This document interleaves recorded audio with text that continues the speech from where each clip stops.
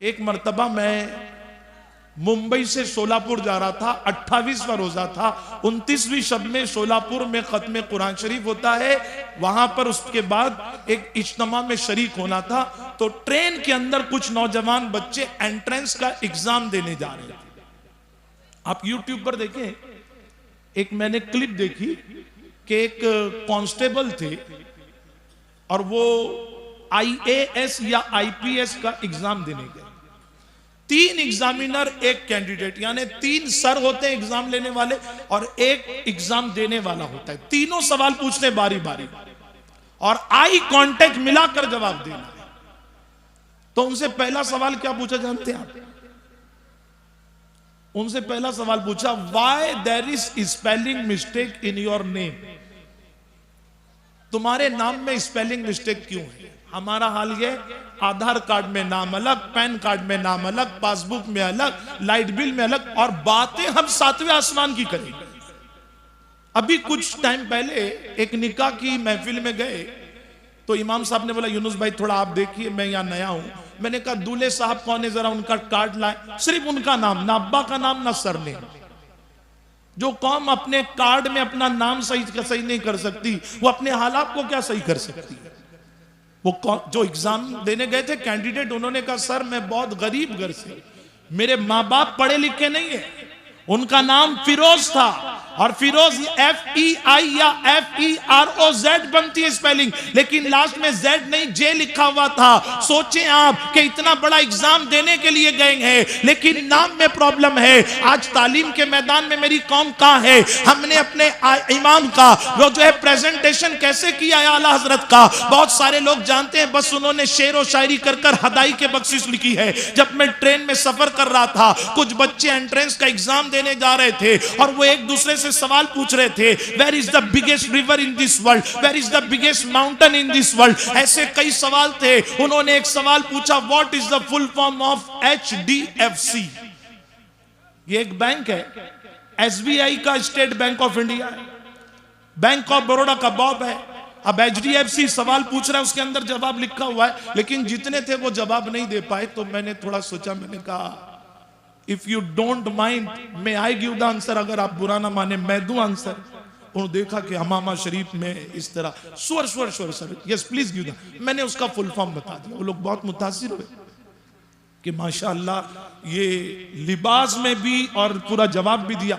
2-3 और सवाल पूछे। एक सवाल उन्होंने और पूछा, who is the biggest writer in this country? कि हमारे मुल्क में सबसे बड़ा राइटर कौन है? किसी ने कुछ नाम बताया, किसी ने कुछ नाम। मैंने कहा देखिए ये जो बुक है जीनियस रिकॉर्ड वाली या लिम्का रिकॉर्ड वाली, इसके अंदर जो डिटेल्स दी गई है, इसमें तहकीक करने वाले की तहकीक कंप्लीट नहीं हुई। उन्होंने कहा कैसे सर? तो मैंने कहा हमारे इसी मुल्क में यूपी स्टेट है और यूपी स्टेट में बरेली शरीफ एक जिला है और बरेली शरीफ में सौदागरन मोहल्ले में हमारे एक पूर्वज, हमारे एक गुरुओं के गुरु इमाम अहले सुन्नत, द ग्रेट रिवाइवर मुजद्दिद आजम इमाम अहमद रजा खान फाजिले बरेलवी गुजरे हैं। और उनके लिखने का ये आलम था कि जब दवात के अंदर, स्याही के अंदर कलम को डुबा कर लिखा जाता था, जब ना पंखा था ना लाइट थी, हमारे इमाम ने स्याही के अंदर कलम को डुबा कर अपने नबी की उम्मत के ईमान अकीदे की हिफाजत के लिए 1200 से ज्यादा किताबों का तोहफा अता फरमाया। सुभान अल्लाह, सुभान। और जानते हैं इसको सुभान अल्लाह कहना बहुत आसान है। आला हजरत की विलादत हुई 1272 हिजरी। कौन सी हिजरी में जी? 1272। विसाल हुआ 1340 में। कितनी उम्र हो गई? 68 साल हिजरी के एतबार से।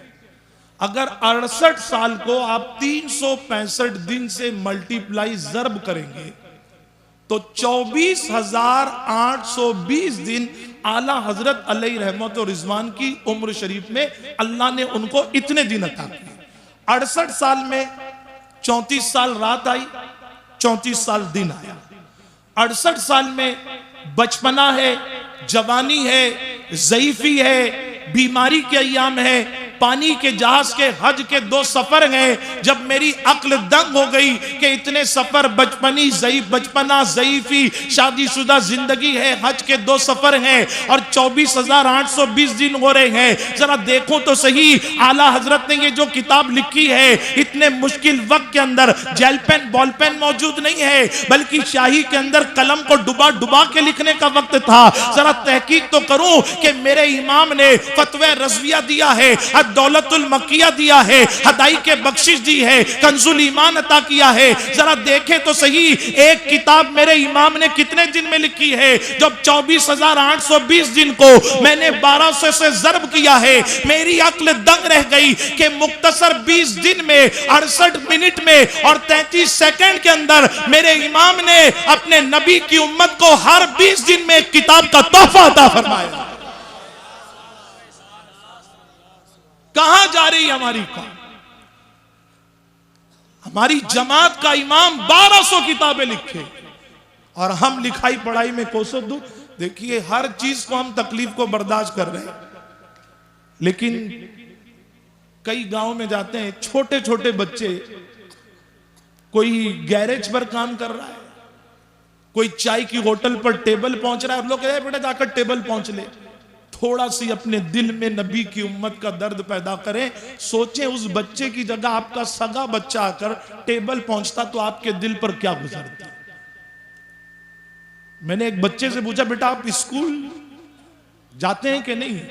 उस दिन से आदत बना ली कि जितने बच्चे हमारी कौम के मिलते हैं या गैर कौम के भी मिलते हैं, मैं बच्चों से जरूर पूछता हूं कि बेटा आप स्कूल जाते हैं, और मुसलमान है तो उससे पूछता हूं मदरसा जाते हैं। कभी कोई बच्चा नहीं कहता है तो मेरी रूह और मेरा जमीर कांप जाता है। एक बच्चे से पूछा, बेटा आप स्कूल क्यों नहीं जाते हैं? अब्बा का इंतकाल हो गया, 3 जवान बहनें हैं, अम्मी को किसी के बर्तन मांजने भेजूं, बहनों को मॉल में भेजूं, कैटरिंग के काम में भेजूं, मेरा ज़मीर इजाजत नहीं देता, इसीलिए मैंने पढ़ाई छोड़कर गैरेज का काम किया और अभी मैकेनिक बन रहा हूं धीरे धीरे, ताकि मेरे घर का खर्चा चले। आज लाखों रुपया जलसे में खर्चा करते हैं, बड़े बड़े मीनार और मार्बल बना रहे हैं। है मुसलमानों, इससे बड़ा हम जलसा कर सकते हैं, इससे बड़े मीनार मस्जिद में लगा सकते हैं, लेकिन कब? जब पैसा कमाने की फील्ड में हमारी कौम आगे बढ़ेगी। और पैसा उसको नहीं मिलता जिसको अपना नाम लिखना नहीं आता है, पैसा उसको नहीं मिलता है जिसको पढ़ना लिखना नहीं आता है। मेरे अल्लाह का फरमान हक है, हर कोई ईमान वाला जिसके पास इल्म होगा, मेरा अल्लाह उसके दर्जात को बुलंदी अता फरमाएगा। इसीलिए तालीम की तरफ अपने जहन को रखो, अपनी पूरी ताकत को बढ़ाओ। मदरसे भी खूब अच्छे। अभी मैं आपकी मस्जिद में गया, जो हाल देखा है ना, बयान करूंगा तो यूट्यूब पर कहां कहां के लोग सुन रहे हैं, इस गांव की कोई बदनामी ना हो जाए। लोगों का घर देख रहा हूं इतने बड़े बड़े महल के जैसे, और मस्जिद देख रहा हूं तो उसका ताहरत खाना सब आपको जानते हैं। मैं तो पहली बार आया, आप तो हमेशा अपनी मस्जिद में जाते हैं। कहां हमारी दौलत खर्च हो रही है? स्कूल हमारे पास नहीं है, रिसर्च सेंटर नहीं है। जानते हैं सैयद अमीन साहब आने वाले हैं, लोग बहुत अच्छा मुकर्रिर समझते, यकीनन है। अरे ये उन्हीं की तकरीर है कि हमारे जैसे निकम्मों को हमारे अमीर उलमा अहले सुन्नत सैयद अमीनुल कादरी साहब, सादिक रज़वी साहब, ये वो मुकर्रिरीन है कि जिनकी तकरीर सुनते सुनते हम नीचे बैठने वालों को भी अल्लाह ने यहां पहुंचा दिया। लेकिन इनकी तकरीरों में वो तासीर क्यों है? क्योंकि ये सिर्फ बयान करने वाले लोग नहीं, मैदान अमल में उतरकर काम करने वाले लोग। सादिक रज़वी साहब कई एजुकेशनल ट्रस्ट के, किसी के प्रेसिडेंट, किसी के कुछ है, और सैयद अमीनुल कादरी साहब हेरा इंग्लिश हाई स्कूल के चेयरमैन है। मैंने सैयद साहब से कहा, हुजूर मेरी दिली तमन्ना है, काश हमारी कौम के पास एक रिसर्च सेंटर हो। एक साइंटिस्ट था तो पूरे मुल्क ने, हर मजहब वाले ने उसको अपने सर का ताज बनाया। आज कमी यहां पर है। देखो हलाक कौन क्यों हो रही है पता है? गालिबन तफसीर राजी में इसको नकल किया गया है। क्यों हलाक हो रहे इसको नहीं समझेंगे, हलाकत पर रो जरूर रहे। हमारे नबी ने फरमाया सल्लल्लाहु अलैहि वसल्लम, कुन आलिमन औ मुतालिमन औ मुस्तमियन औ मुहिब्बन। हो सके तो आलिम बनो, और आलिम बनने से पहली मुराद, फर्स्ट प्रायोरिटी दी गई है दीनी मदारिस में जाकर दीन का इल्म हासिल करो, उलूम हासिल करो, और पहले दीन का इल्म हासिल करो और आलिम बनो। लेकिन मेरी आपसे रिक्वेस्ट है कि हर कोई मदरसे में 7 साल पानी जैसी दाल और मोटे चावल और मोटी रोटी खाकर नहीं गुजार सकता। लेकिन आप जिस फील्ड में है ना, आप कारखाने में है, कल जयपुर के अंदर एक कारखाने में बयान था, तो मैंने कहा सारे मुसलमान उलमा को तो अपना रहबर बनाए हुए हैं, टीचर बनाए हुए हैं, अगर यूट्यूब को भी अपना टीचर बना लेना कि इसमें सिर्फ नाच गाना खेल कूद नहीं देखूंगा, इससे कुछ सीखने की कोशिश करूंगा, तो आप जिस फील्ड के हो, कारखाने में काम करते हो तो मशीन कैसे सर्विस होती है, सुई कैसे चेंज होती है, अगर इसकी मोटर के अंदर कुछ प्रॉब्लम आ गया वो कैसे सही होगी, आप उसके भी एक्सपर्ट बन सकते हो। जिस फील्ड में हो उसके एक्सपर्ट बनने की कोशिश करो। मेरे आका ने फरमाया हो सके तो आलिम बनो। हर कोई आलिम नहीं बन सकता, नबी की नजरें देख रही थी, इसीलिए मेरे नबी ने फरमाया आलिम नहीं बन सकते तो तालिब इल्म बनो, और तालिब इल्म भी नहीं बन सकते तो कम अज कम उलमा की बातें सुनने वाले बनो। आओ मुस्तमियन, मेरे नबी ने फरमाया। और अगर ये भी नहीं कर सकते तो आखिरी जो बनने को मेरे नबी ने कहा, वो कहा ओ मुहिब्बन, उलमा से, इल्म वालों से मोहब्बत करने वाले बने। और आगे जो फरमाया जिससे कौम फतहलिक हलाक हो जाएगी, इन 4 के अलावा 5वीं तरफ मत जाना वरना हलाक हो जाएगा।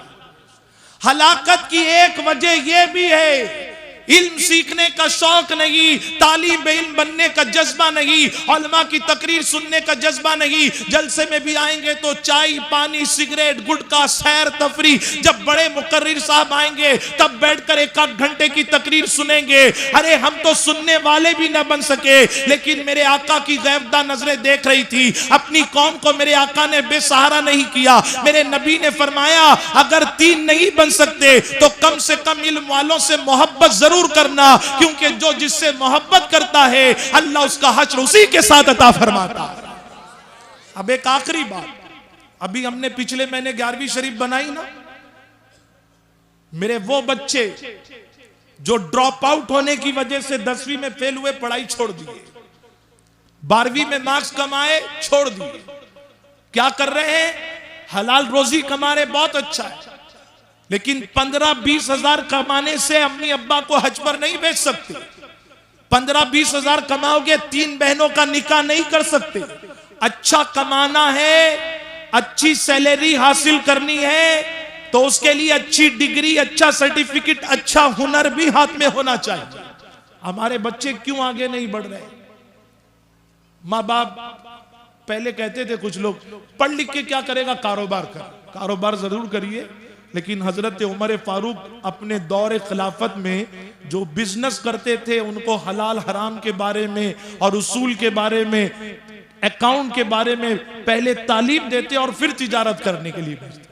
तो बगैर अकाउंट के आपका बच्चा बिजनेस की फील्ड में भी जाएगा तो कामयाब नहीं होगा। मेरे वो बच्चे जो छोटी छोटी बात को लेकर पढ़ाई छोड़ देते हैं, और जो पैसे वाले सुन रहे हैं उनसे कहूंगा कि गांव के किसी एक यतीम और गरीब बच्चे की फीस की जिम्मेदारी अपने सर पर ले लें। इमाम साहब से कहा है कि हजरत एक बच्चा हाफिज बन रहा है, उसकी रिस्पॉन्सिबिलिटी जब तक हाफिज नहीं बनेगा मेरी। जो यतीम बच्चे स्कूल जाना चाहते हैं, फीस की वजह से नहीं जा पा रहे हैं, व्हाट्सएप पर 50 ग्रुप है, हर ग्रुप वाला एक की जिम्मेदारी ले ले तो हमारा हर बच्चा स्कूल मकतब और मदरसे में पढ़ने वाला बन सकता। देखो गौसे पाक, जिनको दूसरे अकीदे वालों ने लिखा कि अल्लाह ने इनको शेख अब्दुल कादिर जिलानी रहमतुल्लाह ताला अलैह को उनकी वालदा फातिमा तानी बीबी उम्मुल खैर की कोख से वली बनाकर पैदा किया, दूसरे अकीदे वाले कह रहे हैं। और हमारा अकीदा क्या है? हमारा अकीदा तो यह है कि वाह क्या मर्तबा है, गौस है बाला तेरा, ऊंचे ऊंचों के सरों से या गौस कदम है आला तेरा, और सर भला क्या कोई जाने कैसा है तेरा, औलिया मलते हैं आंखें या गौस वो है तलवा तेरा। हर नबी को अल्लाह ने मौजज़ा देकर पैदा किया, हमारे नबी को अल्लाह ने सरापा मौजज़ा बनाकर पैदा किया। आला हजरत इसीलिए कहते हैं अल्लाह की सरताबा कदम शान है ये, इंसान नहीं इंसान, वो इंसान है ये। और कुरान तो बताता है ईमान जिन्हें, ईमान ये कहता है कि मेरी जान है ये। अल्लाह ने अपने हबीब को सरापा मौजज़ा बनाकर पैदा किया, अलग अलग वलियों को अल्लाह ने करामत देकर पैदा किया है, और हमारे गौसे आजम को अल्लाह ने सरापा करामत बनाकर पैदा फरमाया। वो जो सरापा करामत थे, 18 साल की कमो बेश अप्रोक्सीमेटली आपकी एज है। मैं अपनी कौम के नौजवान बच्चे और बच्चियों से मुखातिब हूं, अपनी जवानी का कंसंट्रेशन कहां तुमको सर्व करना है, कहां तुमको अपना एम लगाना है, किसको अपना रोल मॉडल बना रहे हो तुम? नचइयों को, गवैयों को। 3 दिन पहले जयपुर की स्कूल में, जो सुन्नी दावत इस्लामी की स्कूल है, हमारा किसी भी शहर गांव में जाकर इज्तिमा करने का मकसद, हमारी तहरीक का, हमारे अमीर का जो विजन है वो आपके सामने रखो। लोगों को खूब नारे लगवाओ, ईमान अकीदे को मजबूत करने की बात करो, लेकिन साथ ही साथ कौम के मुस्तकबिल को संवारने के लिए मकातिब हो। मुझे एक मिसबाही साहब ने बताया कि हजरत आप दुआ फरमाएं कि हमारे इस गांव में छोटे छोटे फूल जैसे बच्चों के ईमान अकीदे को मजबूत करने के लिए हम लोग मकतब का मंसूबा बना रहे हैं। मैंने कहा अगर वाकई नीयत ये है ना, तो अल्लाह हसनैन करीमैन के सदके आज के इस जलसे को अपनी बारगाह में कबूल फरमाए, और ऐसे मकातिब कायम हो। हमारी तहरीक का विजन, हमारे अमीर का एम, उनका विजन, उनका मकसद ये है कि ऐसी स्कूल बनाई जाए जहां बच्ची के स्काफ पर पाबंदी ना हो, और बच्चों स्कूल का जब इस स्कूल के अंदर जब पढ़ाई का आगाज हो तो we give the thanks to almighty God कहकर नहीं, बल्कि जब आगाज हो तो मौला या सल्ली वसल्लिम दाइमन अबदन कहकर आगाज हो, मुस्तफा जाने रहमत पर लाखों सलाम कहते हुए आगाज हो। हमारे निगरान साहब, हमारे उस्ताद सैयद मोहम्मद कादरी साहब ने कहा आप थोड़ा बच्चों को गाइड करें। तो मैंने 12वीं वाले बच्चे थे, मैंने कहा आप क्या बनना चाहते हैं? एक ने कहा क्रिकेटर बनना चाहता हूं। बहुत अच्छी बात है, लेकिन क्रिकेटर भी बनने के लिए खाली अच्छी बैटिंग, बॉलिंग, फील्डिंग करना जरूरी नहीं है, वहां भी पढ़ाई लिखाई है। हमारे बच्चे कहां डूब रहे हैं हजरत? मोबाइल में। मैं हर वो बच्चे से और उसके मां बाप से गुजारिश करूंगा कि अपने बच्चों को कहां डुबाना है? तालीम के समंदर में। हमारी तहरीक का यही मकसद है। गौसे पाक अपनी अम्मी के पास आए और इजाजत मांगी कि अम्मी आप इजाजत दें, मुझे बगदाद जाना है। किस लिए बेटा? अम्मी मुझे इल्म की प्यास तलब लगी, आप इजाजत दे तो मैं वहां जाकर तालीम हासिल करूं। माशाअल्लाह हमारे उस्ताद हमारी तहरीक के रुकने शुरा तशरीफ ला रहे हैं, आइए इस्तकबाल करते हैं। नारे तकबीर, नारे रिसालत, फैज़ाने शहीद आदम, फैज़ाने गौसे आदम, मस्तके आला हजरत हजरत अल्लामा सादिक रज़वी साहिब किबला जिंदाबाद। हजरत अल्लामा सादिक रज़वी साहिब किबला माशाअल्लाह, उलमाए अहले सुन्नत जिंदाबाद। मुस्लिह कौम व मिल्लत, इश्क मोहब्बत, इश्क मोहब्बत, आला हजरत, आला हजरत। तकबीर, नारे रिसालत। आप लोग अपनी जगह सुकून के साथ बैठ जाएं। जमात अहले सुन्नत की आलमी शोहरत याफ्ता शख्सियत खतीब आदम हिंदुस्तान मुस्लिह कौम व मिल्लत हजरत अल्लामा सादिक रज़वी साहिब किबला की आमद मिंबर शरीफ पर हो चुकी है, लिहाजा अपनी जगह अदब के साथ बैठे। देखिए तशरीफ रखें, अल्लाह आपको जज़ाए खैर अता फरमाए। अभी हजरत ने भी कहा कि हजरत जब यहाँ पर तशरीफ ला रहे थे मिंबर नूर पर, तो हजरत ने मुशाहिदा जो किया वो मैं आपके सामने अर्ज कर रहा हूँ कि पिंडाल में आधे लोग हैं और आधे बाहर घूम रहे हैं। देखिए ये सफेद दाढ़ी वाले बुजुर्ग हजरात, छोटे छोटे फूल जैसे बच्चे बैठे हुए। आप भी तशरीफ रखें, आप बैठेंगे तो वो पीछे वाले भी आकर बैठ जाएंगे। जज़ाकल्लाह, अल्लाह आपको जज़ाए खैर अता फरमाए। बस 2 जुमलों में बात सुन ले। गौसे पाक ने अपनी अम्मी से आकर गुजारिश की, अम्मी आप इजाजत दें, मुझे बगदाद जाना है, क्योंकि जीलान में बड़ी बड़ी दरसगाह यूनिवर्सिटी नहीं थी। अम्मी ने कहा बेटा क्यों? इल्म का तलबगार हूं, प्यास लगी है। जिनको अल्लाह ने सराबा करामत बनाकर पैदा किया, वो अर्ज कर रहे हैं अम्मी मुझे इल्म की तलब है, इल्म की प्यास लगी, आप इजाजत दें। माँ ने कहा बेटा ठीक है तुम जरूर जाओ, लेकिन सुनो तुम जाते रहे हो, शायद तुम्हारी और ये मेरी आखिरी मुलाकात। गौसे पाक पलट कर आए, अपनी अम्मी से लिपट गए। अम्मी ऐसा है तो मैं बगदाद नहीं जाऊंगा। दुनिया की हर मां के लिए गौसे पाक की वालदा ने नसीहत दे दी कि देखो तुम्हें अपने बच्चों को कहां भेजना है। गौसे पाक की वालदा फरमाती है बीबी उम्मुल खैर फातिमा तानी कि बेटा सुन अब्दुल कादिर, तू मुझसे दूर हो जाए ये तो तेरी वालदा को पसंद है, लेकिन तू इल्म से दूर हो जाए ये तेरी वालदा को पसंद नहीं है। गौसे पाक एक जज्बे के साथ बगदाद आते हैं। अम्मी ने 40 दिरहम या दीनार अता किए थे। कब तक चलते? फरमाते जब वो खत्म हो गए, क्योंकि उस वक्त जिस दरसगाह में आप तालीम हासिल करते थे जिसका नाम गालिबन जामिया निजामिया था, अल्लाह अकबर, उस वक्त के मदरसों में ना रहने की सहूलत ना खाने की सहूलत। आज हमारे बच्चों को कितनी सहूलत है, मदरसे में बोर्डिंग भी है, लॉजिंग भी है, शादियों के अंदर दावत भी आती है, लोग पूरा पूरा बकरा कुर्बानी में पहुंचा देते हैं, लेकिन हमारे बच्चों का दिल पढ़ाई में नहीं लगता। जानते हैं गौसे पाक फरमाते हैं जब वो 40 दिरहम या दीनार खत्म हो गए तो मेरी गैरत ज़मीर इजाजत नहीं देता कि मैं किसी से मुतालबा करता। आपने कैसे दिन गुजारे दौरे तालिब इल्म के? कहते हैं जब पैसे खत्म हो गए, भूख लगती तो मैं पानी पीता,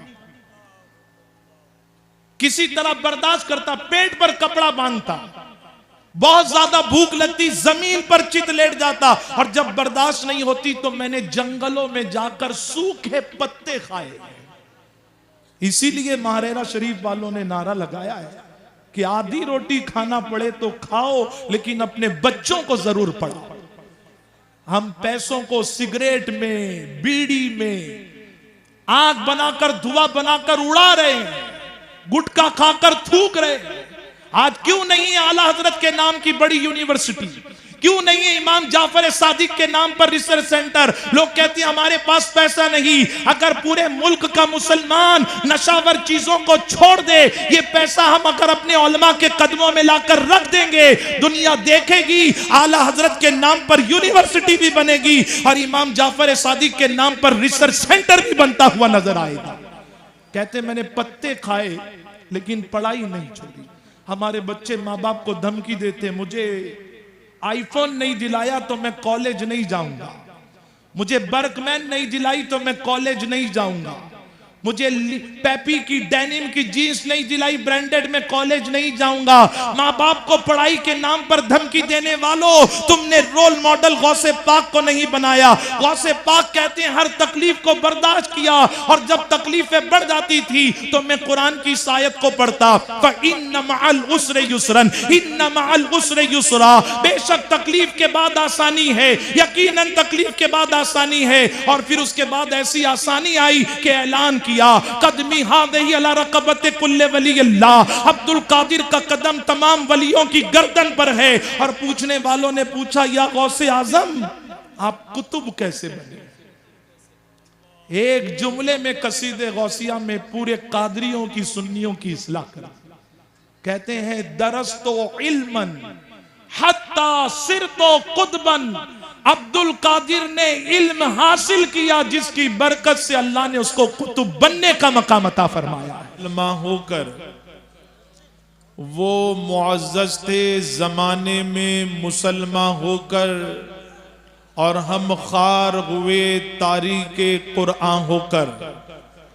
और वक्त के एक मुफक्किर ने बहुत पते की और गहरी बात कही है। आज जो कौम मुस्लिम तबाही और बर्बादी के दाहने पर जाकर खड़ी हुई है, हर मुसलमान फिक्रमंद है कि हमारी कौम के साथ पूरी दुनिया में क्या हो रहा है। कभी गज़ा, कभी फ़लस्तीन, कभी सूडान, कभी यमन, कभी हमारे मुल्क में भी ऐसे हालात बन जाते हैं कि लोग फिक्रमंद हैं कि हमारे साथ ये क्या हो रहा है। आखिर हमारी कौम को ये बर्बादी के दहाने पर किसने लाकर खड़ा कर दिया? तो वक्त के एक मुफक्किर ने बहुत गहरी और पते की बात कही और प्रॉब्लम के साथ उसका सॉल्यूशन भी बताया। वक्त का एक कलंदर कहता है कि तरीक़े मुस्तफ़ा को छोड़ना है वजह बर्बादी, तरीक़े मुस्तफ़ा को छोड़ना है वजह बर्बादी, इसी से कौम हुई बेइख्तिदार अपनी, और हमें करना है शहंशाह बतहा की रजा जोई, कि वो अपने हुए तो रहमते परवरदिगार हुई अपनी। अगर हम चाहते हैं कि अल्लाह की रहमत हम पर छमाछम बरसने लगे तो हमें किसी और को अपना आइडियल रहबर नहीं बनाना है, किसी और के तरीके पर नहीं चलना है, बल्कि हमें किसी को अपना आइडियल रोल मॉडल बनाना है। तो हमें अपने नबी को मुस्तफ़ा जाने रहमत को बनाना है, और हमें चलना किसी और के तरीके पर नहीं बल्कि अपने प्यारे आका सल्लल्लाहु अलैहि वसल्लम के प्यारे तरीके पर चलना है। कुरान मुकद्दस की 28वें पारे में सूरह जुमा में तकरीबन 22 आयतें। जब 28वें पारे को आप और हम पढ़ना शुरू करते हैं तो सूरह मुजादला से 28वें पारे का आगाज होता है। जिस आयत मुबारका के हिस्से की तिलावत करने का मैंने शर्फ हासिल किया है वो कुरान पाक के 28वें पारे सूरह मुजादला की आयत नंबर 11 का हिस्सा है।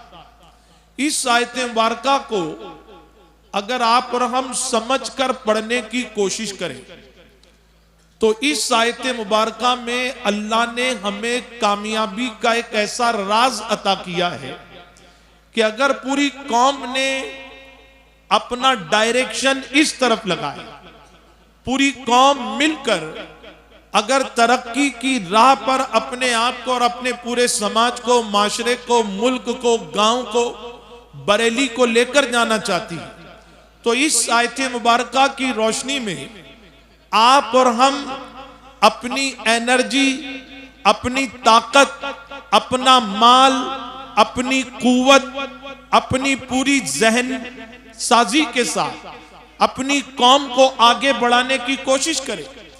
आप और हम देखेंगे कि अल्लाह और उसके रसूल के फरमान की रोशनी में अगर हमने जिंदगी गुजारी तो अल्लाह हमारी पूरी कौम को उरूज और तरक्की अता फरमाएगा। मेरे प्यारे आका अलैहिस्सलाम के प्यारे दीवानों, दुनिया का कौन सा इंसान है जो उरूज पर नहीं जाना चाहता? अगर कारखाने को देखें, इस गांव के कई लोग, कोई जयपुर में काम करता है, कल जयपुर में हम थे तो वहां पर एक कारखाने के अंदर ही प्रोग्राम रखा था। कई लोग बरेली शरीफ और कुर्बो जवार के रहने वाले सिलाई के कारखाने में काम करते हैं, कोई वहां पर कपड़े का कारोबारी है, कोई दिल्ली के अंदर कारखाना चलाता है, कारखाने में काम करने वाला कारीगर भी, उसकी भी ये कोशिश होती है कि 25-30 कारीगरों की लिस्ट के अंदर मैं हफ्ते भर में ऐसा काम करूं कि मैं टॉप लिस्ट में आ जाऊं और धीरे धीरे मैं कारखाने का सुपरवाइजर और उसके बाद मैनेजर बन जाऊं। इसी तरह आप देखें हमारी कौम के वो अच्छे बच्चे जो स्कूल के अंदर पीछे बेंच पर नहीं बल्कि आगे बेंच पर बैठते हैं, कॉलेज में पढ़ाई के लिए जाते हैं, ना कि अपने माँ बाप की आंखों में धूल मिट्टी झोंक कर किसी लड़की के साथ अफेयर कर कर अपने वक्त को पार्क में, किसी मॉल में या किसी सिनेमा घर में बर्बाद करते हैं। अगर बच्चे का दिल पढ़ाई में लगा हुआ है तो वो सोचता है इस बार जब सेंट्रल बोर्ड का या दिल्ली बोर्ड का जब एग्जाम होगा, यूपी स्टेट के बोर्ड का जब एग्जाम होगा, मैं कोशिश करूंगा कि मैक्सिमम परसेंट लाकर टॉपर्स की लिस्ट में मेरा नाम आ जाए। आप ताजिरों को देखें जो बिजनेस करने वाले हैं, अलग अलग कारोबारी हैं, यूपी के, बिहार, बरेली शरीफ के कई लोग, कुर्बो जमार में रहने वाले, मुंबई शहर के अंदर जाकर, दिल्ली में जाकर तिजारत करते हैं, जिस फील्ड के अंदर वो हैं, उनकी कोशिश होती है कि इस फील्ड के अंदर पूरे मार्केट के अंदर हमारा नाम सबसे ऊंचा हो जाए। ये 2-3 बातें मिसाल के तौर पर मैंने आपके सामने रखी। हर कोई चाहता है कि टॉपर्स की लिस्ट में मेरा नाम आ जाए। क्रिकेट खेलने वालों के अंदर देखें, एक क्रिकेट टीम के अंदर एक अच्छे बैट्समैन, फील्डर की, बॉलर की ये कोशिश होती है मैं अच्छे रन बना लूं। बॉलर सोचता है मैं अच्छी विकेट ले लूं, फील्डर सोचता है मैं अच्छी ज्यादा कैच पकड़ लूं, ज्यादा रन रोक लूं, ताकि टॉपर्स की लिस्ट में मेरा नाम आ जाए, मैं भी मैन ऑफ द मैच और मैन ऑफ द सीरीज का हकदार बन जाऊं। है मुसलमानों, लेकिन हम इसके लिए अलग अलग जतन करते हैं। कहीं पर झूठ बोलना पड़े पैसा कमाने के लिए हम झूठ बोल देते हैं। सिलाई करते वक्त छोटी छोटी नहीं बड़ी बड़ी सिलाई करके ज्यादा पीस उतारना पड़े हम चीटिंग कर कर ज्यादा पीस उतार देते हैं। बच्चे टॉप लिस्ट में आने के लिए कॉपी भी मार लेते हैं, चिट्ठी भी लेकर जाते हैं कि मैं किसी तरह टॉपर की लिस्ट में आ जाऊं। लेकिन याद रखें, कुरान हमारी रहनुमाई करता है, कुरान हमारी रहबरी करता है। अगर तुम टॉप में जाना चाहते हो,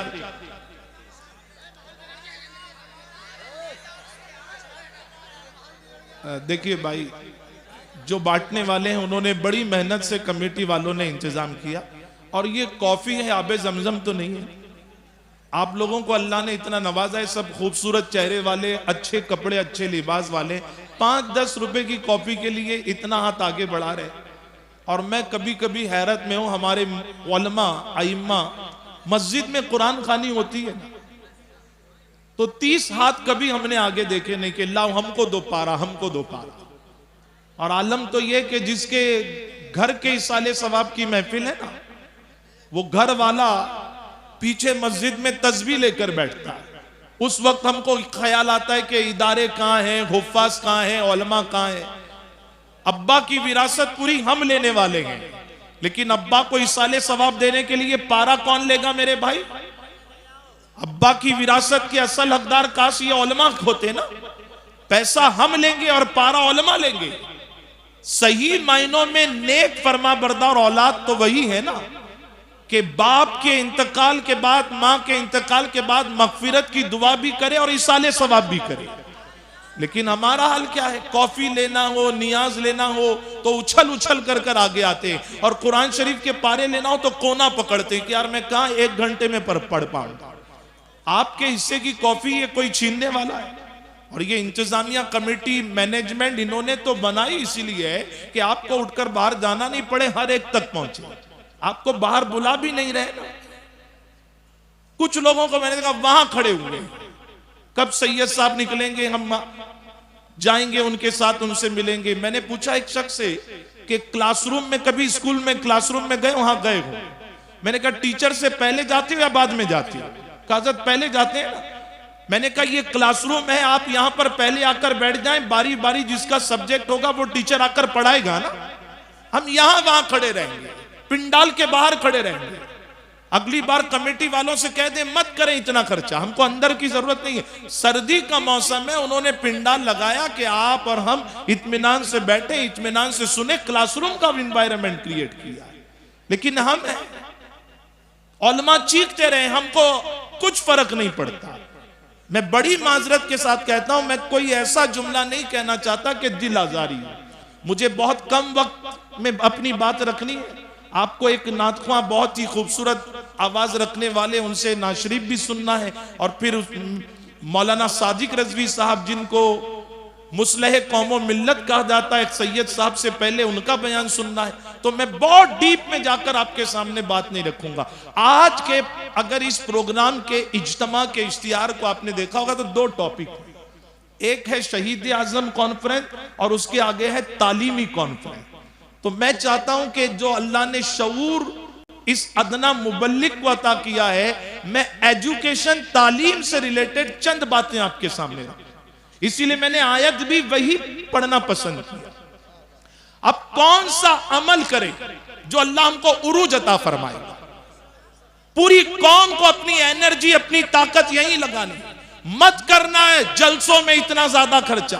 पूरे गांव को सजाने की कोई जरूरत नहीं, घर को बहुत ज्यादा माले वाला, फर्निशिंग वाला, डिजाइन वाला बनाने की कोई जरूरत नहीं। मस्जिद में बड़े बड़े मीनार जरूर लगाओ, लेकिन कौम को इस वक्त किस चीज की जरूरत है, हम कौम को किस डायरेक्शन में लेके जाना चाहते हैं। कुरान एक राज की किताब है। हमारे अमीर सुन्नी दावत इस्लामी अताए हुजूर मुफ्ती आजम हिंद, दुनिया जिनको वकार अहले सुन्नत दाइए कबीर के नाम से याद करती है, इस वक्त ऑस्ट्रेलिया सिडनी या मेलबोर्न की सरजमी पर है, ऑस्ट्रेलिया और न्यूजीलैंड के दौरे पर है। अपनी कौम से मुखातिब होकर आपने कहा था, अगर दोस्ती करना है तो हर एक से दोस्ती मत करो, दोस्ती करना है तो अल्लाह की किताब कुरान से दोस्ती करो। लोगों ने कहा, अरे हम अपने दोस्त से दोस्ती करते हैं तो वो अपनी प्राइवेसी की बातें हमको बताता है, अपनी खास खास बातें हमको बताता है। हमारे अमीर कहते हैं दोस्ती करना है कुरान से करो, कुरान कामयाबी की किताब है। इन्ना हादल कुरान यहदी लिल्लती हिया अक़वम व युबश्शिरुल मोमिनीन अल्लाहु अकबर अल्लज़ीना यअमलून अस्सालिहात अन्ना लहुम अजरन कबीरा। बेशक मेरा अल्लाह फरमाता है ये कुरान सबसे सीधा रास्ता बताने वाली किताब है और खुशखबरी सुनाती है उन मोमिनों को जो दुनिया में आकर नेक अमल करते हैं। हमारे अमीर कहते हैं दोस्ती करना है तो कुरान से करो, कुरान से, क्योंकि हर दोस्त अपने दोस्त को अपनी राज की और खास बातें बताया करता है। जब कुरान से दोस्ती करोगे तो कुरान राज की बातें बताएगा, खास बातें बताएगा। कुरान राज खोल रहा है हम पर। सूरह मुजादला आयत नंबर 11 का ये हिस्सा, अल्लाह की किताब कहती है यरफ़इल्लाहु अल्लज़ीना आमनू मिनकुम वल्लज़ीना ऊतुल इल्मा दरजात। और वो लोग और वो ईमान वाले जिनको अल्लाह ने ईमान के साथ इल्म अता किया, ऐसा ईमान वाला जिसके पास इल्म होगा, एजुकेशन होगा, नॉलेज होगा, तालीम का सरमाया होगा, ऐ अल्लाह फिर उसको तू क्या अता करेगा। मेरा अल्लाह फरमाता है जिस ईमान वाले के पास इल्म आ जाएगा अल्लाह यकीनन उसके दर्जात को बुलंदी अता फरमाएगा। अगर कौम को उरूज दिलाना है तो दुनिया की दौलत के पीछे मत भागो, हुस्न की दौलत के पीछे मत भागो, अपनी एनर्जी, अपनी ताकत, अपने डायरेक्शन को इल्म की तरफ करो। शहीद आजम के नाम से भी इस महफिल को सजाया गया। आज हमारी कौम को देखे, या हुसैन या हसन या अली का नारा लगाते हैं, लेकिन मोहब्बत सिर्फ नारा लगाने का नाम है। कुरान तो कह रहा है 28वें पारे सूरह सफ की दूसरी आयत, या अय्युहल्लज़ीना आमनू, कुरान आईना दिखा रहा है। बरेली शरीफ के करीब रहने वालों सुनो, कुरान कहता है ईमान वालों, लिमा तकुलूना मा ला तफलून, तुम वो क्यों कहते हो जो खुद करते नहीं हो। कहते हो इमाम हसन और हुसैन से मोहब्बत है, अरे तुम्हारी मोहब्बत कैसी है कि तुम मोहब्बत की बात करते हो, तुम्हें अपना नाम तक लिखना नहीं आता है, तुम पढ़ाई के मैदान में कहां हो। जानते हो एक बार इमाम हसन और इमाम हुसैन पाक है, कौन है? मादूम न था साया शाहे तकलैन, उस नूर की जलवागाथी दाते हसनैन। और तमथील ने जब उस नूर के दो हिस्से किए तो आधे से बने हैं हसन और आधे से बने हैं हुसैन। हमारे नबी के नूर के दो हिस्से किए जाएं तो आधे का नाम इमाम हसन और आधे का नाम इमाम हुसैन है। इमाम हसन और इमाम हुसैन के बीच एक मर्तबा कंपटीशन हुआ। हमारे बच्चे जो स्कूल कॉलेज वाले, इनमें कंपटीशन किस चीज का है? पबजी में कौन कितने ज्यादा पॉइंट्स बनाएगा, यही हो रहा है। आज किसी भी देहात गांव में आप जाओ, आप पूछो यहां पर कोई इंजीनियर है, डॉक्टर्स में आपको BUMS BHMS वाले मिल जाएंगे। कोई MBBS MD करा हुआ नेरोलॉजिस्ट, कार्डियोकोलॉजिस्ट, गायनोकोलॉजिस्ट है? कहेंगे नहीं हजरत, एक हकीम साहब है और गांव में दो डॉक्टर है, एक BUMS है यूनानी वाले और एक होम्योपैथिक वाले BHMS, ये मिल जाएंगे। अच्छे स्पेशलिस्ट डॉक्टर नहीं मिलेंगे। पूछिए गांव में कोई ऐसा है जो फौज में जॉब करता है? कोई DCP ACP PSI कोई है? नहीं मिलेंगे। लेकिन पूछो गांव में यूट्यूबर्स कितने, तो आपको ऐसे 25 कैमरे लगाने वाले मिल जाएंगे। हर कोई चाहता मैं यूट्यूबर बनूं, हर कोई चाहता है मैं चैनल वाला बनूं।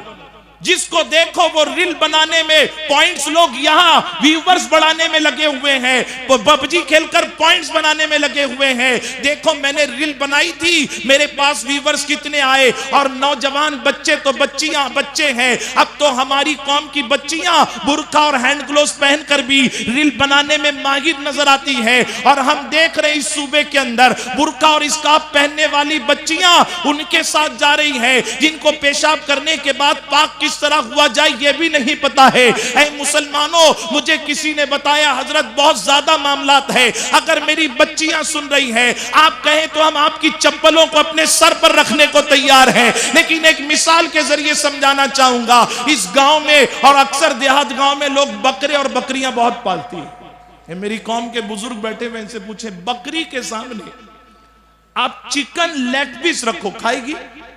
मुर्गी की टांग बकरी खाएगी? बड़े का गोश्त रखो, खाएगी? लेकिन सूखी रोटी रख दो, घास रख दो, चना रख दो, बासी हो तो भी खा लेगी। बकरी को पता है कि मुझे क्या खाना चाहिए, क्या नहीं खाना चाहिए। मेरी बच्चियों को क्यों नहीं पता है कि किसके साथ निकाह कर कर जाना चाहिए और किसके साथ नहीं जाना चाहिए। अरे तुमको पसंद करना है तो क्या ये मेरी कौम के नौजवान सीना चौड़ा रखने वाले क्यों ना पसंद हो? अगर पसंद करना है तो एक जुमले में कह दूं, उसी को पसंद करना जो अल्लाह और उसके रसूल को पसंद किया करता है। सुभान अल्लाह। किसने मना किया पसंद करने?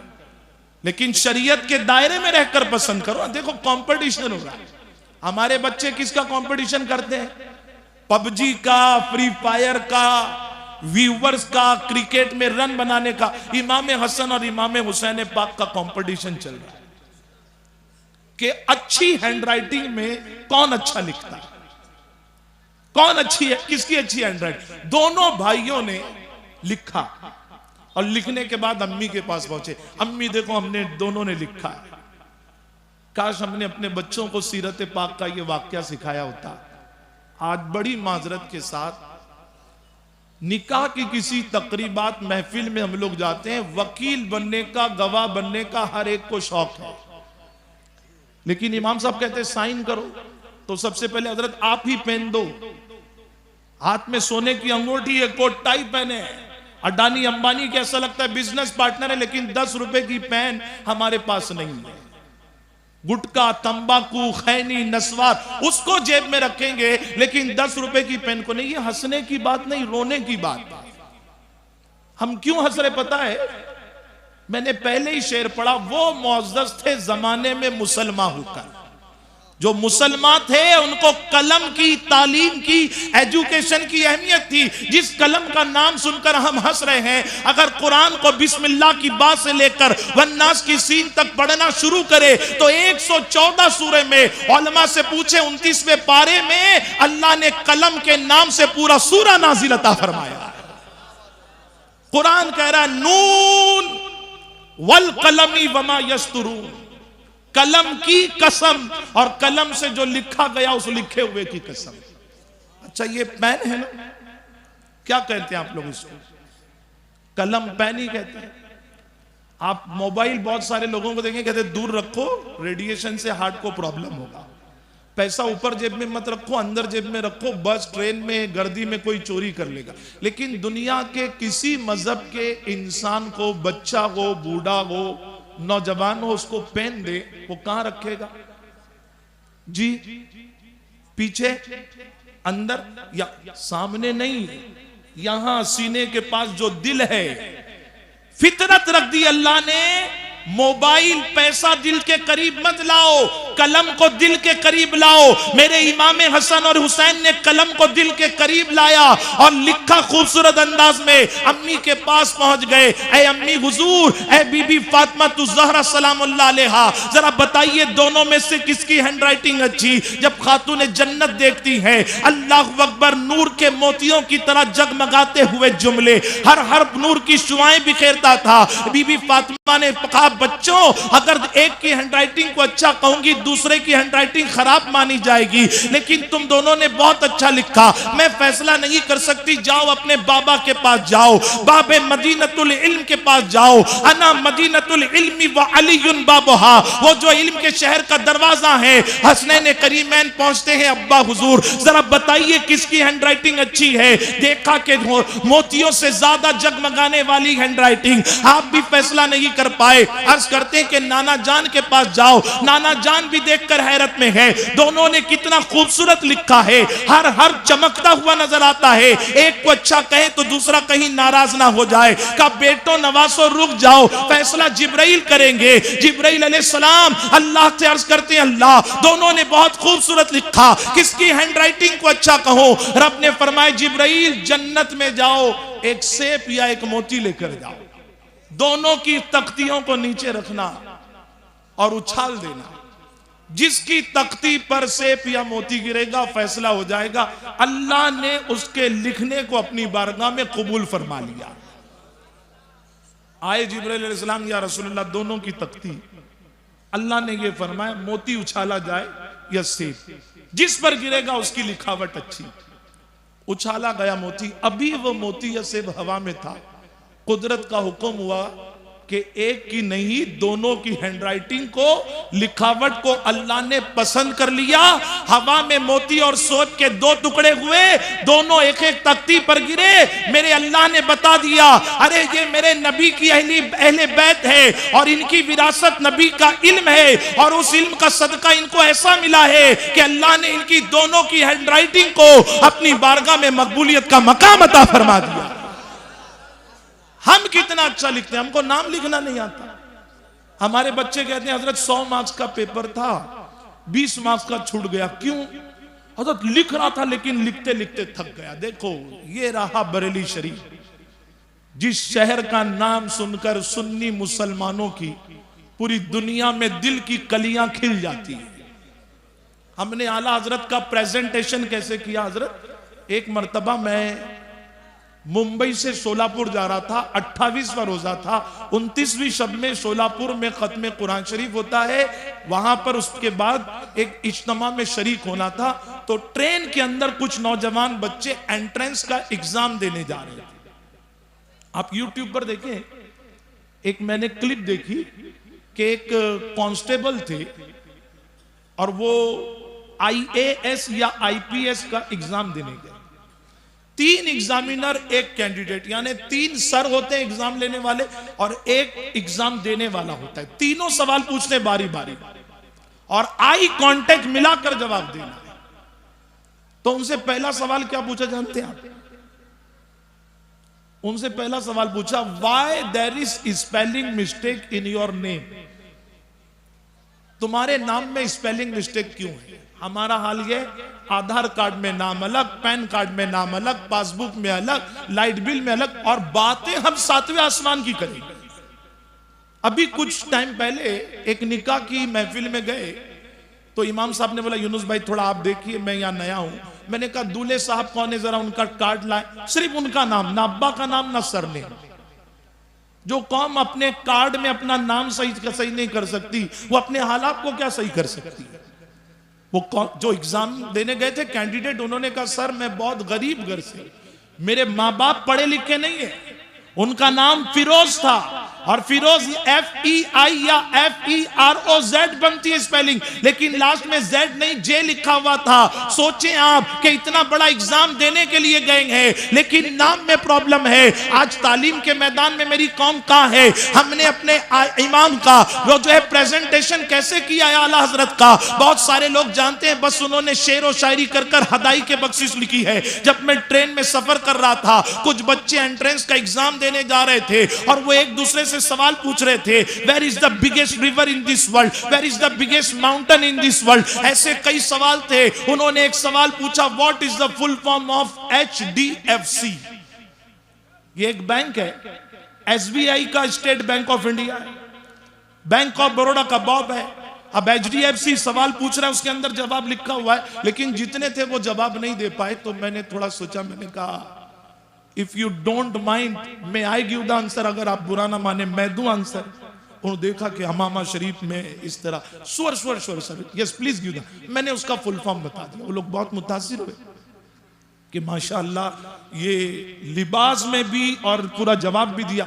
2-3 और सवाल पूछे। एक सवाल उन्होंने और पूछा, who is the biggest writer in this country, कि हमारे मुल्क में सबसे बड़ा राइटर कौन है।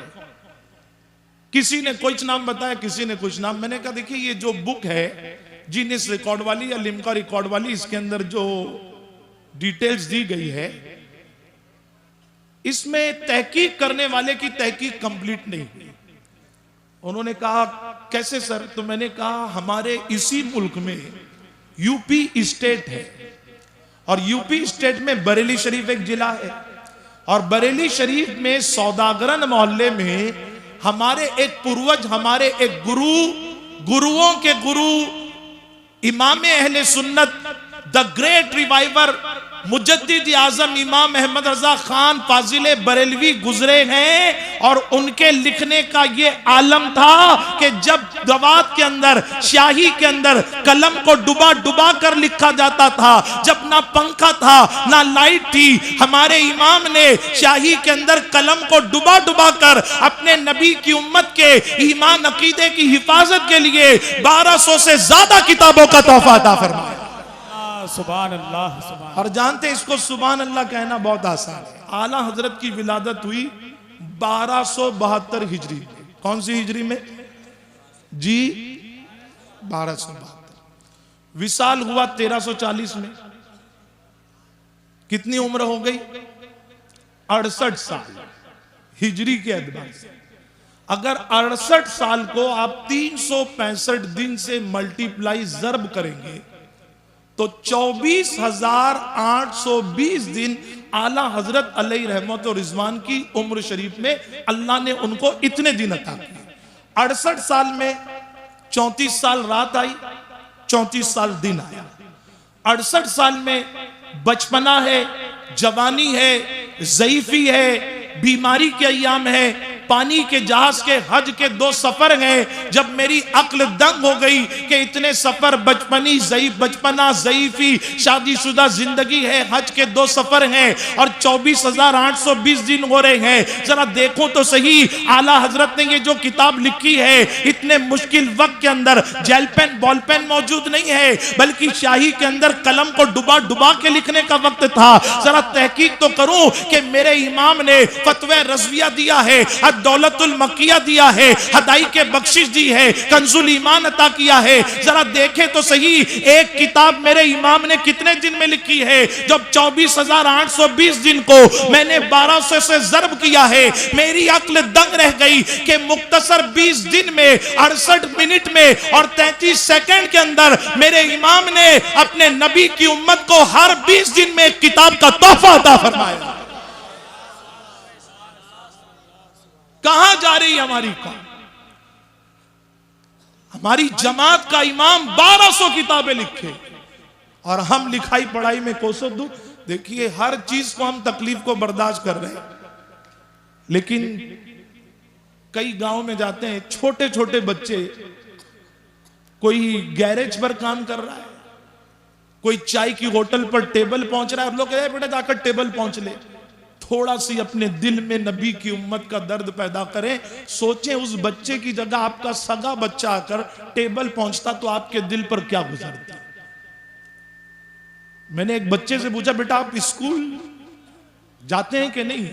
उस दिन से आदत बना ली कि जितने बच्चे हमारी कौम के मिलते हैं या गैर कौम के भी मिलते हैं, मैं बच्चों से जरूर पूछता हूं कि बेटा आप स्कूल जाते हैं, और मुसलमान है तो उससे पूछता हूं मदरसा जाते हैं। कभी कोई बच्चा नहीं कहता है तो मेरी रूह और मेरा जमीर कांप जाता है। एक बच्चे से पूछा बेटा आप स्कूल क्यों नहीं जाते हैं? अब्बा का इंतकाल हो गया, 3 जवान बहनें हैं, अम्मी को किसी के बर्तन मांजने भेजूं, बहनों को मॉल में भेजूं, कैटरिंग के काम में भेजूं। मेरा ज़मीर इजाजत नहीं देता, इसीलिए मैंने पढ़ाई छोड़कर गैरेज का काम किया और अभी मैकेनिक बन रहा हूं धीरे धीरे, ताकि मेरे घर का खर्चा चले। आज लाखों रुपया जलसे में खर्चा करते हैं, बड़े बड़े मीनार और मार्बल बना रहे हैं। ऐ मुसलमानों, इससे बड़ा हम जलसा कर सकते हैं, इससे बड़े मीनार मस्जिद में लगा सकते हैं, लेकिन कब? जब पैसा कमाने की फील्ड में हमारी कौम आगे बढ़ेगी। और पैसा उसको नहीं मिलता जिसको अपना नाम लिखना नहीं आता है, पैसा उसको नहीं मिलता है जिसको पढ़ना लिखना नहीं आता है। मेरे अल्लाह का फरमान हक है, हर वो ईमान वाला जिसके पास इल्म होगा, मेरा अल्लाह उसके दर्जात को बुलंदी अता फरमाएगा। इसीलिए तालीम की तरफ अपने जहन को रखो, अपनी पूरी ताकत को बढ़ाओ। मदरसे भी खूब अच्छे। अभी मैं आपकी मस्जिद में गया, जो हाल देखा है ना, बयान करूंगा तो यूट्यूब पर कहां के लोग सुन रहे हैं, इस गांव की कोई बदनामी ना हो जाए। लोगों का घर देख रहा हूं इतने बड़े बड़े महल के जैसे, और मस्जिद देख रहा हूं तो उसका ताहरत खाना सब आपको जानते हैं। मैं तो पहली बार आया, आप तो हमेशा अपनी मस्जिद में जाते हैं। कहां हमारी दौलत खर्च हो रही है। स्कूल हमारे पास नहीं है, रिसर्च सेंटर नहीं है। जानते हैं सैयद अमीन साहब आने वाले हैं, लोग बहुत अच्छा मुकर्रिर समझते, यकीनन है। अरे ये उन्हीं की तकरीर है कि हमारे जैसे निकम्मों को हमारे अमीर उलमा अहले सुन्नत सैयद अमीनुल कादरी साहब, सादिक रज़वी साहब, ये वो मुकर्रिरीन है कि जिनकी तकरीर सुनते सुनते हम नीचे बैठने वालों को भी अल्लाह ने यहां पहुंचा दिया। लेकिन इनकी तकरीरों में वो तासीर क्यों है? क्योंकि ये सिर्फ बयान करने वाले लोग नहीं, मैदान अमल में उतरकर काम करने वाले लोग। सादिक रज़वी साहब कई एजुकेशनल ट्रस्ट के, किसी के प्रेसिडेंट, किसी के कुछ है, और सैयद अमीनुल कादरी साहब हेरा इंग्लिश हाई स्कूल के चेयरमैन। मैंने सैयद साहब से कहा, हुजूर मेरी दिली तमन्ना है, काश हमारी कौम के पास एक रिसर्च सेंटर हो। एक साइंटिस्ट था तो पूरे मुल्क ने, हर मजहब वाले ने उसको अपने सर का ताज बनाया। आज कमी यहां पर है। देखो हलाक कौन की हो रही है पता है? गालिबन तफसीर राजी में इसको नकल किया गया है। क्यों हलाक हो रहे इसको नहीं समझेंगे, हलाकत पर रो जरूर रहे। हमारे नबी ने फरमाया सल्लल्लाहु अलैहि वसल्लम, कुन आलिमन औ मुतालिमन औ मुस्तमियन औ मुहिब्बन, हो सके तो आलिम बनो। और आलिम बनने से पहली मुराद, फर्स्ट प्रायोरिटी दी गई है, दीनी मदारिस में जाकर दीन का इल्म हासिल करो, उलूम हासिल करो, और पहले दीन का इल्म हासिल करो और आलिम बनो। लेकिन मेरी आपसे रिक्वेस्ट है कि हर कोई मदरसे में 7 साल पानी जैसी दाल और मोटे चावल और मोटी रोटी खाकर नहीं गुजार सकता। लेकिन आप जिस फील्ड में है ना, आप कारखाने में है। कल जयपुर के अंदर एक कारखाने में बयान था, तो मैंने कहा सारे मुसलमान उलमा को तो अपना रहबर बनाए हुए हैं, टीचर बनाए हुए हैं। अगर यूट्यूब को भी अपना टीचर बना लेना, कि इसमें सिर्फ नाच गाना खेल कूद नहीं देखूंगा, इससे कुछ सीखने की कोशिश करूंगा। तो आप जिस फील्ड के हो, कारखाने में काम करते हो तो मशीन कैसे सर्विस होती है, सुई कैसे चेंज होती है, अगर इसकी मोटर के अंदर कुछ प्रॉब्लम आ गया वो कैसे सही होगी, आप उसके भी एक्सपर्ट बन सकते हो। जिस फील्ड में हो उसके एक्सपर्ट बनने की कोशिश करो। मेरे आका ने फरमाया, हो सके तो आलिम बनो। हर कोई आलिम नहीं बन सकता, नबी की नजरें देख रही थी, इसीलिए मेरे नबी ने फरमाया, आलिम नहीं बन सकते तो तालिब इल्म बनो, और तालिब इल्म भी नहीं बन सकते तो कम अज कम उलमा की बातें सुनने वाले बनो। आओ मुस्तमियन, मेरे नबी ने फरमाया। और अगर ये भी नहीं कर सकते तो आखिरी जो बनने को मेरे नबी ने कहा, वो कहा ओ मुहिब्बन, उलमा से, इल्म वालों से मोहब्बत करने वाले बनो। और आगे जो फरमाया, जिससे कौम फतहलिक हलाक हो जाएगी। इन 4 के अलावा 5वीं तरफ मत जाना, वरना हलाक हो जाएगी। हलाकत की एक वजह यह भी है इल्म सीखने का शौक नहीं, तालीम इल्म बनने का जज्बा नहीं, उलमा की तकरीर सुनने का जज्बा नहीं। जलसे में भी आएंगे तो चाय पानी सिगरेट गुटखा सैर तफरी। जब बड़े मुकर्रिर साहब आएंगे तब बैठकर एक आध घंटे की तकरीर सुनेंगे। अरे हम तो सुनने वाले भी न बन सके, लेकिन मेरे आका की गैबदा नजरें देख रही थी। अपनी कौम को मेरे आका ने बेसहारा नहीं किया। मेरे नबी ने फरमाया अगर 3 नहीं बन सकते तो कम से कम इल्म वालों से मोहब्बत जरूर करना, क्योंकि जो जिससे मोहब्बत करता है अल्लाह उसका हश्र उसी के साथ अता फरमाता है। अब एक आखिरी बात, अभी हमने पिछले महीने 11वीं शरीफ बनाई ना, मेरे वो बच्चे जो ड्रॉप आउट होने की वजह से 10वीं में फेल हुए, पढ़ाई छोड़ दिए, 12वीं में मार्क्स कमाए छोड़ दिए, क्या कर रहे हैं? हलाल रोजी कमा रहे, बहुत अच्छा है, लेकिन 15-20 हजार कमाने से अम्मी अब्बा को हज पर नहीं भेज सकते। 15-20 हजार कमाओगे 3 बहनों का निकाह नहीं कर सकते। अच्छा कमाना है, अच्छी सैलरी हासिल करनी है, तो उसके लिए अच्छी डिग्री, अच्छा सर्टिफिकेट, अच्छा हुनर भी हाथ में होना चाहिए। हमारे बच्चे क्यों आगे नहीं बढ़ रहे? माँ बाप पहले कहते थे कुछ लोग, पढ़ लिख के क्या करेगा, कारोबार कर। कारोबार जरूर करिए, लेकिन हजरत उमर फारूक अपने दौर खिलाफत में जो बिजनेस करते थे उनको हलाल हराम के बारे में और उसूल के बारे में, अकाउंट के बारे में पहले तालीम देते और फिर तिजारत करने के लिए भेजते। तो बगैर अकाउंट के आपका बच्चा बिजनेस की फील्ड में भी जाएगा तो कामयाब नहीं होगा। मेरे वो बच्चे जो छोटी छोटी बात को लेकर पढ़ाई छोड़ देते हैं, और जो पैसे वाले सुन रहे हैं उनसे कहूंगा कि गांव के किसी एक यतीम और गरीब बच्चे की फीस की जिम्मेदारी अपने सर पर ले लें। इमाम साहब से कहा है कि हजरत एक बच्चा हाफिज बन रहा है, उसकी रिस्पॉन्सिबिलिटी जब तक हाफिज नहीं बनेगा मेरी। जो यतीम बच्चे स्कूल जाना चाहते हैं, फीस की वजह से नहीं जा पा रहे हैं, व्हाट्सएप पर 50 ग्रुप है, हर ग्रुप वाला एक की जिम्मेदारी ले ले तो हमारा हर बच्चा स्कूल मकतब और मदरसे में पढ़ने वाला बन सकता है। देखो गौसे पाक, जिनको दूसरे अकीदे वालों ने लिखा कि अल्लाह ने इनको शेख अब्दुल कादिर जिलानी रहमतुल्लाह ताला अलैह को उनकी वालदा फातिमा तानी बीबी उम्मुल खैर की कोख से वली बनाकर पैदा किया, दूसरे अकीदे वाले कह रहे हैं। और हमारा अकीदा क्या है? हमारा अकीदा तो यह है कि वाह क्या मर्तबा है, गौस है बाला तेरा, ऊंचे ऊंचों के सरों से या गौस कदम है आला तेरा, और सर भला क्या कोई जाने कैसा है तेरा, औलिया मलते हैं आंखें या गौस वो है तलवा तेरा। हर नबी को अल्लाह ने मौजज़ा देकर पैदा किया, हमारे नबी को अल्लाह ने सरापा मौजज़ा बनाकर पैदा किया। आला हजरत इसीलिए कहते हैं अल्लाह की सरताबा कदम शान है ये, इंसान नहीं इंसान, वो इंसान है ये। और कुरान तो बताता है ईमान जिन्हें, ईमान ये कहता है कि मेरी जान है ये। अल्लाह ने अपने हबीब को सरापा मौजज़ा बनाकर पैदा किया, अलग अलग वलियों को अल्लाह ने करामत देकर पैदा किया है, और हमारे गौसे आजम को अल्लाह ने सरापा करामत बनाकर पैदा फरमाया।